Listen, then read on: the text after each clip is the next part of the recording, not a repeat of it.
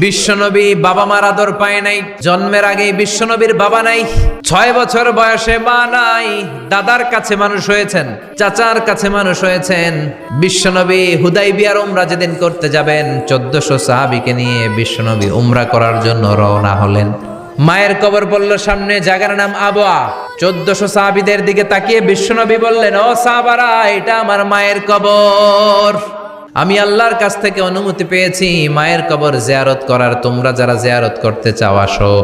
1400 সাহাবী বলে, আমরাও আপনার মায়ের কবর জিয়ারত করব। বিশ্বনবী 1400 সাহাবীরে বললেন, জিয়ারত করার সময় কেউ কিন্তু কান্নাকাটি করতে পারবা না।